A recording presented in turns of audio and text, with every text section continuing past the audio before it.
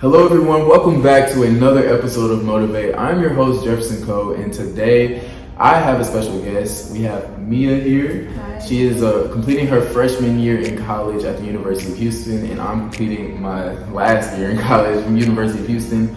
And today I just wanted to interview her because she is a certified life coach. She has a book coming out that is very, very soon. It's coming out this year, and so we're going to get into it and we're going to talk about that today.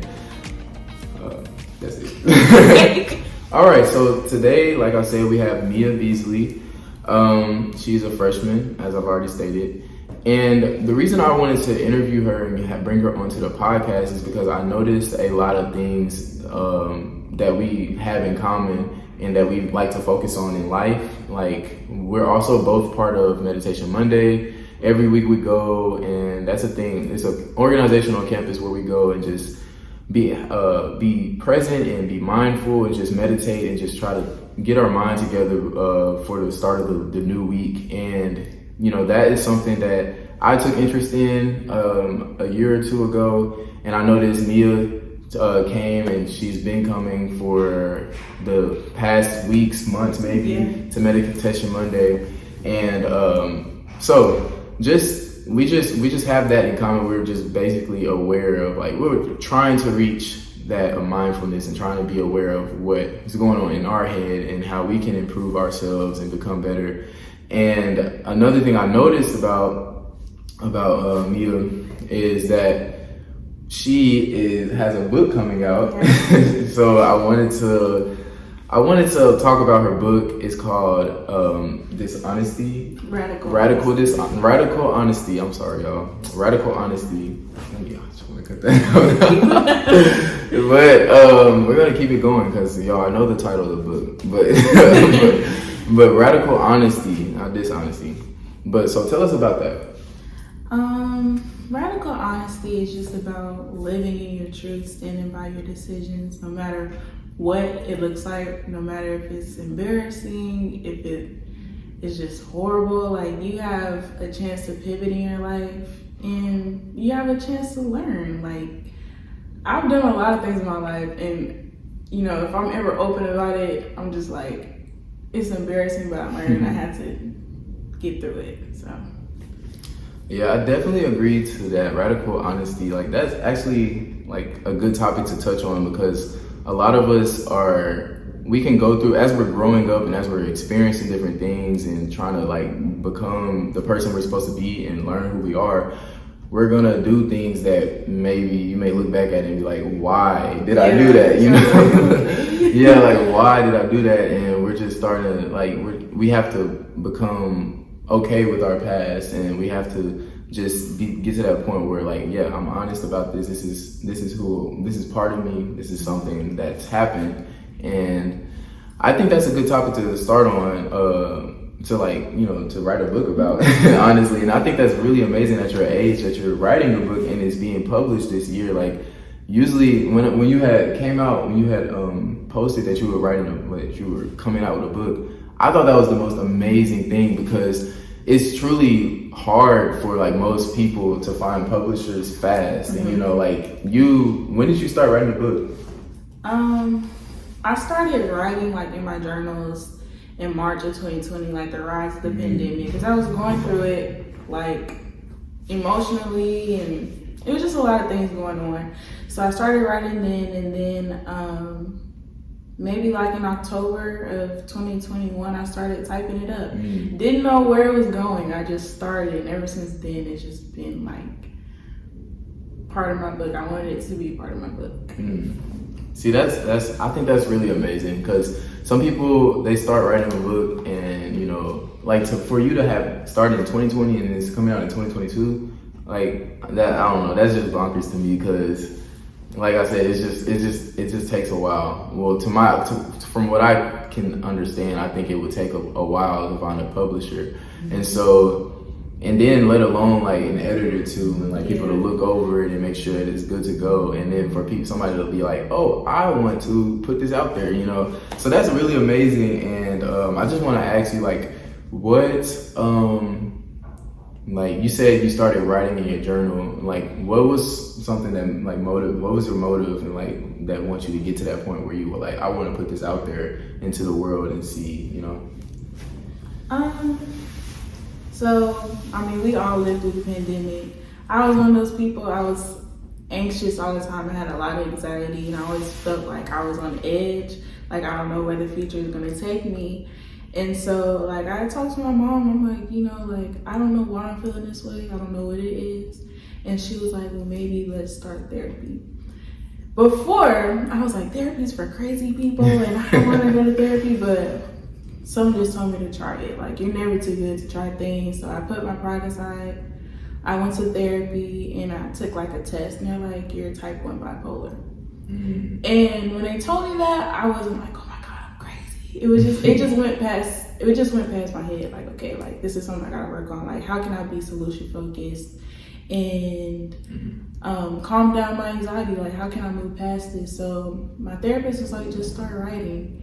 And I felt like I grew up really fast. So I had a lot of childhood trauma. I had a lot of things to work through. And of course I had anxiety. So I'm like, I want to share my experiences with people, because I felt like for a long time I was dealing with a lot of things by myself. Like, I looked at other people, I'm like, they're not going through what I'm going through. They're going through life well, like, but they're not. Like, he's probably going through something I'm probably going through or went through, and I just want to share that so people just don't feel alone in the moment. Mm-hmm. No, that's really good. I really like how you talk about how you had to put your pride aside and go to therapy, because I really feel like, especially within the Black community, we really don't take therapy seriously, and mental health is a serious matter. And that's one of the reasons why I started this podcast, is because not only, you know, I have the story of, oh yeah, I just want to put more positivity out in the world, but like you said, in 2020, that was a time when we were all trapped inside, and we had no other choice but to like sit down and face what was in our head, you know, like, because we couldn't really go outside, and we had to just sit down, either watch Netflix and sit with yourself, yes. And during that time, that's when I was, you know, thinking about putting more of my own experiences out there, and like things that I learned, and like there's a lot of things that I know that other people have gone through and are going through the same thing, and maybe I may have learned something at a young age that people may not even have known until like they're like 20, 30. So it's just like, I think it's very important that you know, we are introspective, and we are, you know, able to put our pride aside and go to therapy. I've never actually been to therapy, but I've definitely considered it, and definitely have you know, talked to my parent about it and everything. And I definitely want to continue forward with it, because there's like you said, everyone has something that they're going through. Everyone has trauma that they're dealing with from their childhood, or just everything. And I definitely think it's important. You know, it's very important for us to, you know, look at that and be like, let's talk about it. You know, and I think that's really good. And you also, I want to move on. You're also a life coach. Like, that's amazing. At your age, you're only, how old are you, 19? I'm 19. 19 years old, you're a life coach. You know, talk about that a little bit. How did you get to that? Actually, my sister is a life coach, but she's a holistic life coach. So she deals with crystals and tarot readings and things of that sort.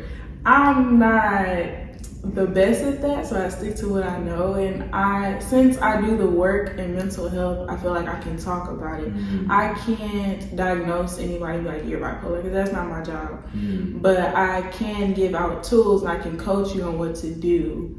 So that's just what I do.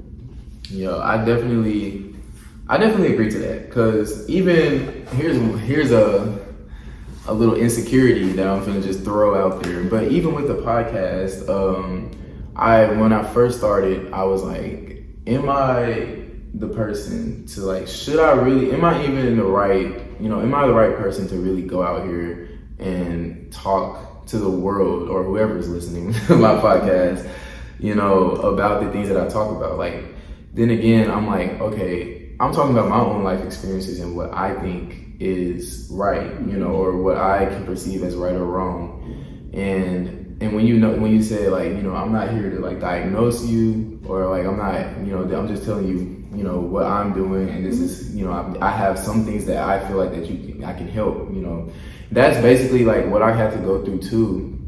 But I definitely need to, like, I like how you said you put in the work, and you this is something that you have went through, this is something you have experienced, this is something that you have done to improve, and it can work. If it works for you, it can work for somebody else.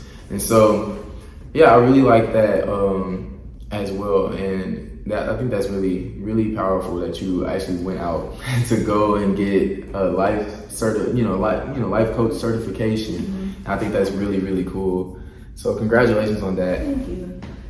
And also, I wanted to ask you a couple of things. Like, being a college student, we all can kind of experience like especially you going into college, we all can kind of experience that anxiety thing that you was talking about, feeling unsure about your future. And like my last episode before last was talking about how Generation Z does feel a little bit insecure about their future and about what they're going to do. And why don't you let's talk about that a little bit, and like what do you think on that take is? Well, first off, I felt like after high school I wasn't really sure like what I wanted to do. I was like, yeah, I'll just go to school to be a teacher, but I was like, I can do that with my eyes closed. My mom was a teacher for 17 years, so I was always in the classroom. But when I got to college, I was like, I'm not prepared. But I'm like, I'm gonna give it my best. Like, me barely trying in high school got me A's. So I'm like, I can do that in college. But when I got here, it was like, all right, Mia, you need to study, you need to lock down, because you can't just like go through it and think you're gonna get like A's and stuff like that. Right. So as far as my anxiety, like I was kind of terrified, like every week, like I didn't know like where do I turn this in at, what's CASA, what's Blackboard, because I just wasn't prepared. So I went through like a dark time. Like I started to develop dissociation disorder. So like I feel like I was watching my life through a glass window. Or some people say it's like you're in a car, but you're not driving, you're just in it, and it's going, and you're gonna have collision at some point. And that's what happened to me. But I think a lot of it is in this generation. I don't want to say we don't know how to fail, but we're not used to failing. Failing, yes. So that's why, and it's sad because I'm seeing, like today, I've seen somebody just committed suicide, and in the post she's like, I don't feel like I'm enough, and I fail people, and it's very unfortunate. I think I know who you're talking about. Yeah. Was it on Twitter, right? It was on Twitter and Instagram. Was the girl in Georgia State? Was it that girl? Or Southern? Yeah, Southern, yeah. It touched me because it's like, during that dark point last semester, like it crossed my mind once. Like if I just took myself out of here, like it would be easier. But after that, I was like, it's just me and God. Right. Like as long as I keep my faith and I use what I know, I'll be okay. And one thing about dark times, light is coming right after. So I was patient. I prayed on it. I did what I had to do, and I got out of it. But I do think us not knowing how to fail, not knowing how to handle it, it leads to things like that. So.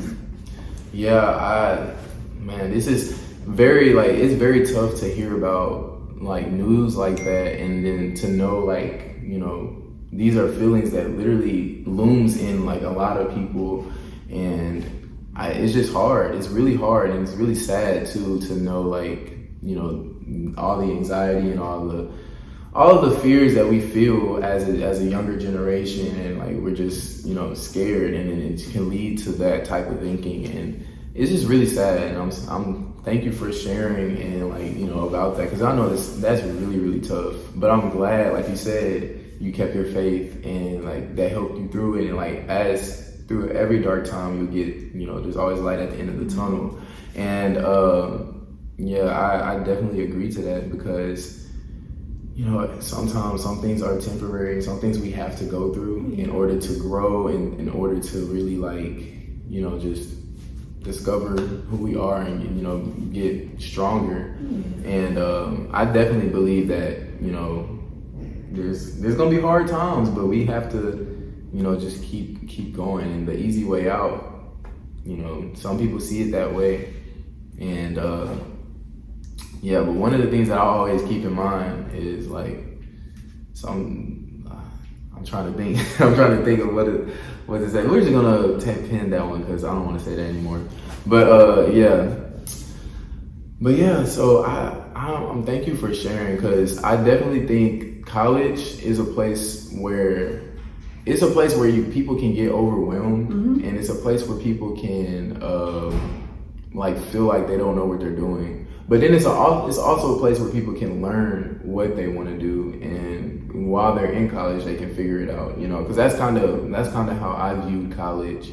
And like when I first got here, I was a music major, and then I ended up changing my major like after my first semester, and I had like a period of the unknown, and I was a little bit nervous and scared. And then I picked my new major, and I still didn't really truly know what I wanted to do. And eventually I found my way in that major. So now I'm kind of like, now that I'm about to graduate, I'm graduating a year early, which is like super scary, because I'm like, I just got used to college, I just got used to undergrad, and now I'm finna leave. But it's not like, I don't really see it as graduating early anymore. Like I see it as, this is my time to go. Like this is my time. Like that college days are now coming to an end, even if it was a short 3 years and COVID came and took away 1 year, and it's a little sad, but I'm ready to start my life. And there is definitely, I'm not going to sit here and lie and act like I don't get anxious about it. I don't feel the anxiety about like graduating. Like even the other day, I was at a graduation celebration for MPHC, and we were lining up to like get gifts, like all the graduates, and I was like, oh my God, like I'm not even dressed up. I don't even have on my cap and gown. I don't have anything on. But I feel like it's like my mind teleported me to the stage of when they call my name. Like everyone's getting their name called one by one, and then my mind teleported me to May 13th. Yeah, and I'm like, oh, I'm gonna walk across the stage, and I'm really ready. And then I like literally felt scared. Like I was really like, oh my gosh, like I'm really gonna like not be in school. Like like for the past 21 years, I've been in school. So.